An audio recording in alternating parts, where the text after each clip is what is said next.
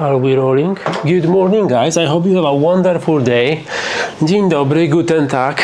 So guys, I recently was looking for a car, but this wasn't like a car for here for United States, but this was more like a car for Europe. But overall, I got like a few information. I was digging very deep into the like engines, transmission, reliability, all that stuff. But generally speaking, I would like to create like a few now, one simple information or like few information for you about the types of car and what kind of car you should go with, because I know that we have three options. We have a petrol, we have or gasoline, however you want to call it. You know, you have a hybrid, so we have a petrol and electric engine, and we have electric cars, and all of this is super cool. It's good that we have an option, but some type of the car may work better for you. So I did really narrow everything down. As I said, I check engine, I check gearboxes, I check reliability, you know, fuel efficiency, everything. Actually everything was in my, you know, area of interest. So I dig deeper. I have like a 5 cars, and from this 5 I want to pick one, so I already ordered it. I cannot show you, I don't want to show you. Subscribe if you want to see this, because this is a really cool car. When I'm gonna be in Europe, it's gonna be around a month from now, I'm gonna record a video, I do like a review, because it's super cool. There's like effect look that it has, and like all features, and it is like smaller car because this is Europe, it's not USA, but it is absolutely fantastic. So stay with me, like and subscribe right now. I'm gonna show you this car later on. This is the car that was recently upgraded, so it has some changes, better changes. So stay with me if you want to see this car, and really during like a night, especially day and night, is looking fabulous.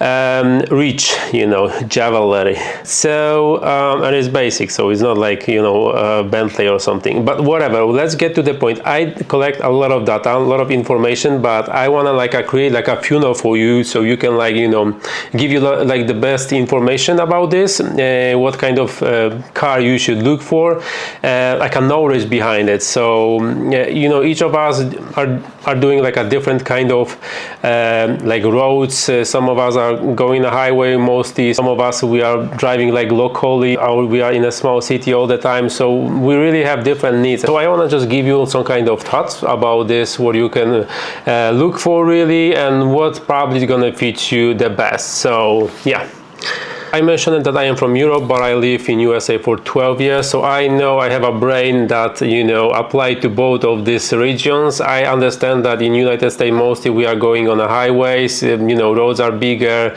distances are sometimes way longer. When in Europe everything's small, compact, I can go from one city to another city in 50 minutes, so it's absolutely incredible. This is the same here, but like I'm saying like a bigger city or something. I can go to lake in 50 minutes, I can go to mountains in 15 minutes, 20 minutes, so I can really do a lot. And mostly we are like, stores are like 2-3 minutes away. Everything is super like compact, I would say.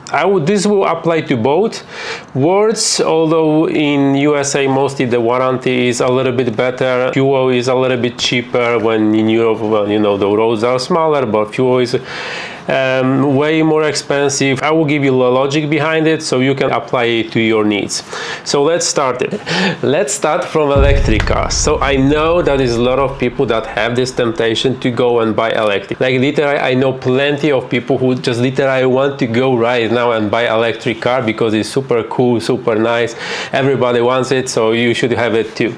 Well, actually, it's a good thing to have an electric car, but with electric car, I will approach very carefully, because I will give you right now some knowledge behind it. And actually I started from electric because I have the most amount of information about this car. It's not like you know, detailed, super detailed, but like overall general information. So you know, so guys, let's cool down a little bit here. So let's start from maintenance and repairs. Electric cars generally have less parts than like petrol engines, and way less than hybrid engines, so they are kind of easy to fix, but they have like a lot of software that is actually included normally in EVs. So we more likely need electrician or someone who is dealing with the, like a software itself, then probably the mechanic. Of course we have like a moving parts over there, so we still have to replace it, you know, suspension, electric engines, cables and all that stuff, but we don't have the same thing that petrol engine has, right?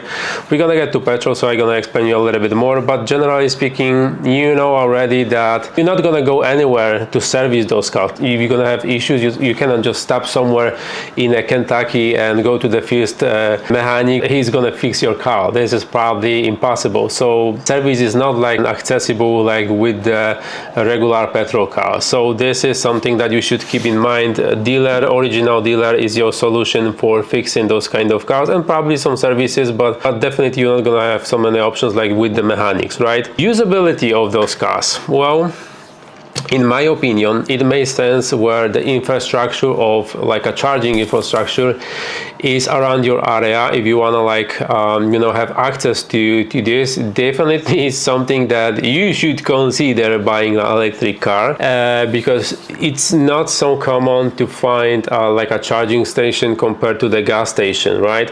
The huge deal here is that you can actually charge, and this is in my opinion the best option for electric cars. If you buy an electric car, the best option for you is to charge it at home.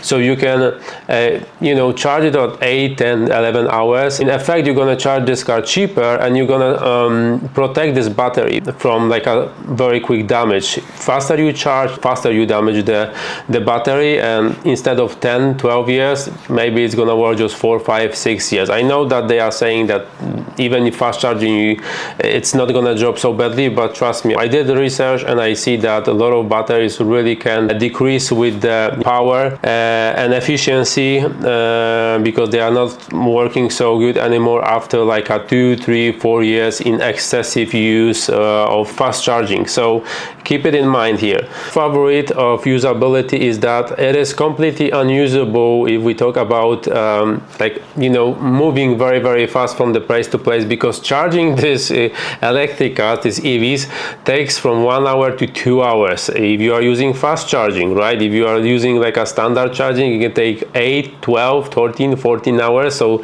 this is absolutely insane. With petrol, imagine this: you are going on a highway somewhere, you have to charge your car. Compared to petrol, I'm going to the gas station, I have 5 people in front of me, it's like 4 lines and 5 people in front of me. I don't know, one car, 2-3 minutes, 50-20 minutes, I'm out from there. For you, like you are EV owner, you're getting there, you have 5 cars in front of you, probably you will start watching Netflix, you'll probably be able to watch the whole season of Witcher or something. It moves by itself. I'm like a greased pig right now. Because it's gonna take some time. So this is a huge downgrade. So I think this is the really uncomfortable position for anyone who owns EVs. So that's why I'm saying this is the best option and safest option to just charge the car at home, electric car at home. So yeah, this is my opinion about this. And another thing with the electric cars is depend on the weather, it may have like a poorer performance. During the hot days, also this can have some issues. But during like a winter time when it's gonna be super cold, those cars literally can lose even 50% of power. So imagine you are, I don't know, car is showing you 300 miles and you have to destination 250 miles. Oh yeah, it's true, I'm gonna get there. And 150 mile, your car is showing you 7% of the battery and is no like a charging station. So it is absolutely ridiculous. The good thing about this is that you can charge those electric cars very, very cheaply at home. Like for example, Tesla 3, I think it's gonna cost you around $8, $9, $10, $12 maybe to charge this car. So efficiency, this is the good one. Efficiency per dollar is like a 30 miles per dollar. So you pay $1 and you drive 30 miles. It's absolutely insane, but it's gonna decrease even to 50 miles during like a, you know, winter time. So if you live somewhere in a very cold place, or you know, you are driving like a long distances, I don't know that EV is good for you. I'm just saying. Okay, let's talk about safety of EVs. We know that EVs can burn and they can burn badly, and you cannot stop actually this car from burning. This will just burn down completely this car, and with this car, if you have it in the garage, it will also burn down your home. And I know also that some townhouses or residential complexes, they are forbidding those cars to be in the garage. And in this specific reason. So summarization, electric cars are super awesome, but I think that electric car is good as a second car, not like a main car, or not like a car you can do trips or be sure that you know you're gonna have consistent access to fuel, service, and everything that's gonna help you to drive. With electric cars, I think we are way more restricted, and I think that the best option for electric cars, as I said before, you are charging these at home and you are riding locally, so you are not doing like a bigger trips, something just shorter. You are going to work, you are going to store, you are going to your friend that is like not far away from you. So if you are commuting around the home, that is absolutely fantastic idea to buy electric car, but this is good when you have a petrol car in your garage. And yeah, my idea of electric car, I don't think that electric cars, I will definitely prefer to buy like a petrol car and electric car like a something super small, super compact, cheap, $15,000, $16,000, $70,000, $80,000. This for me will be the best car, very cheap, very efficient. I don't need necessarily a lot of speed or like a 300 miles range. If like Tesla will release Tesla 2, I think, and this will really cost like $15,000, $20,000, like $15,000, $18,000. I think this is gonna be the best option in my opinion. Like a poor performance, not like a super poor, but like a poorer performance, not like a super big battery, but I can charge it overnight, right? And I can commute around the location where I am to work, to clients, just to do like a daily errands. But everything further, I would definitely prefer to use like something that is based on petrol, at least for now. So these electric cars are good like a second car, but definitely is not a solution for all kind of use. So this is no for me. Boys, I got a call, so I'm gonna get back to you probably tomorrow morning because I have to go in 3 minutes. God damn it, I plan to finish this vlog today, but I'm gonna have to probably do it during the evening time or tomorrow very morning. So see you there. Welcome back. Next day, we are ready to continue the topic. Let me just grab something to drink and I'm gonna be back to you shortly. Okay, what do we have here? Beautiful day outside. I'm gonna go take my bike, and I found like a good roads to ride here.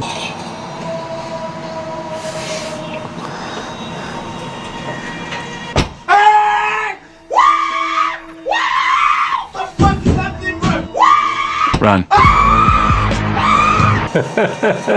So we finished yesterday electric cars. I give you summarization. I told you that is $1 per 30 miles, so it's super efficient if everything is going well. If we have a winter time, this can decrease by half, like 50%. So you know, so everything is very, you know, I don't know, flexible in not necessarily a positive way for you. By the way, I don't know you know, I'm very happy. This is a men's vlog, so we have a 99.9% of men's over here. Good! Regular gas car. This is actually something that we know already for generation, for like 100 years. They are with us. I know we have plenty of parts that are in the petrol car that we don't have in the like electric car. We have a oil pump, fuel pump, alternator, radiator, the whole cooling system for the engine, intake, exhaust, camshaft, starter, timing belt, pistons. There's plenty of things that are included in the petrol car to make it run. But you know, we know it already for generation. We know that we have millions of mechanics, gooder, better, whatever. We have them. They are everywhere. Even this dude in Kentucky will find a part for it, and it's gonna replace it. Those engines are really reliable. General, right now those engines are built very nicely. With the petrol cars, we have plenty of parts, but we don't have to really worry about this because really they are accessible, and engines can easily do like 200k, 300, 400, 500 even. So we don't really have to worry about that. Usability. Well, we were just talking about fueling, so charging the electric cars. As I mentioned, you are fueling this car immediately. So it doesn't matter how many cars you have. Sometimes I'm in Costco, it's like 50 cars over there. Really, I may wait 20 minutes. If this will happen in like a charging station that we have 50 cars and 4, 5, 6 pumps, so in this case we have 4, 5, 6 charging station, probably you will have to stay there 2 days. Well, so I'm saying it's good to have like an electrical and your own charging station and charge it slowly. With the petrol, this usability of just going everywhere, we have a plenty of gas station everywhere, so no problems here. Really easy and accessible. So you are driving long distance, you want to eat something, you need to fuel the car, you're fueling the car in 3 minutes, you are going to gas station doing pee-pee, taking a burger or hot dog or whatever, coffee and water, good water. Like in Europe, this coffee is so good on the gas station, like it really is good, like a, you know, rogal or slash croissant, and you're ready to go. So petrol car are way better for like a longer distances, and the new petrol engines are really efficient. So I'm gonna give you some samples, like some engines. It's gonna be mostly American, but also they are in Europe, so I try to find something that is in both worlds, and I'm gonna give you also one that is actually only in Europe.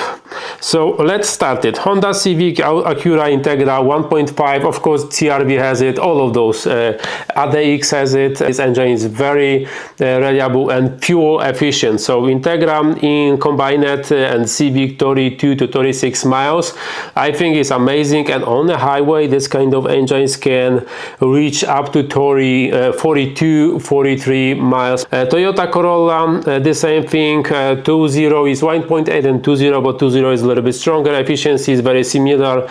Combined 32, 34, on the highway 41, 40, so I think this is really nice. Volkswagen Jetta, I think it's phenomenal. Listen to this, this is the new engine, 1.5 turbo, 158 horsepower, combined 32, 34. The same like other, right? But highway it can reach up to 50 miles per gallon. So on a highway, like my friend bought a Prius, so Jetta is beating the hybrid Prius that is owned by my friend in here. Mazda 2.0 4-cylinder, around 155 horsepower, depends really on the region, on the country, because sometimes they are playing with the power, but whatever, around 30 in the city, up to 41 on the highways. This one is European, and I really don't understand why Ford killed like a Fiesta and Focus. I absolutely love Focus. In Europe, Focus is one of the biggest hatchback, and it is big, super big car, super fun to drive, super efficient. There is plenty of engine, from like a small petrol 1.0 to 2-liter turbo sport version. We have a diesel, so really amazing car, amazing engine, and it looks beautiful and it's spacey. I don't know why it's not here in United States, but whatever. Ford EcoBoost 1.0, I know it's small, but it can generate 155 horsepower and it is really riding very nicely. Combined 36 to 43. On the highway, this engine is doing up to 50 miles per gallon. This is another engine that is beating up Prius, that is a legend of efficiency. On the highway, of course, but still on like in a city driving, combined 36, 43 miles per gallon. No, come on. It's crazy. Something stronger, BMW 2-liter twin turbo, the new one. I think they released it in 2022 or 2023. It then generates 180 something to 225, I think, horsepower, 250 horsepower. BMW X1 SUV, it can give you combined 30 to 33 miles per gallon. Highway 44 without any problem. 44 for SUV, I think is madness. For petrol, usually on average, I would say we are doing per dollar 10 to 12 miles. So that's it for petrol. Let's go to the hybrid. And hybrid system are getting way more popular recently. Toyota is going in a direction they're gonna release only hybrid engines, like with the new RAV4, and I think Camry also is released only with the hybrid engines. They are proven reliability.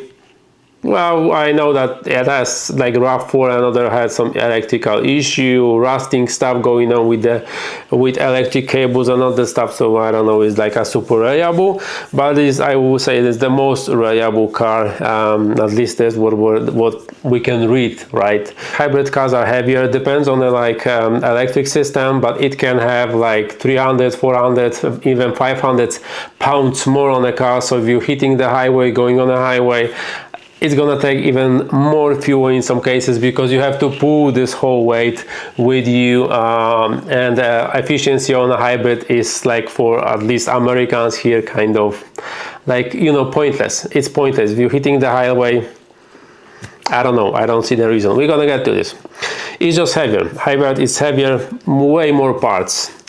Just letting you know. Let's get to usability. Well, it's very similar to petrol, so you can fuel this anywhere. You don't have to wait for charging like with the electric car, and it's really good to sometimes even think about buying a plug-in PHEV. So plug-in is really nice. If you have a solar system or something, you can just charge it in your home, in your garage, and really you are ready to go, and you can charge it also very, very cheaply. So this is actually very good an option, because you are riding cheaper compared to like a regular hybrid. So this is actually way more, I think, recommended to go with the plug-in than with the regular hybrid, but we're gonna get to this in the summarization because it's not super clear like that. So mileage per gallon for hybrid is better in a city, but petrol will be the same on a highway, or sometimes even can outperform hybrid, because hybrid is a little bit heavier. So it's really hard to say clearly the numbers, but yeah, generally hybrid city, petrol highway, and electric if you are driving locally.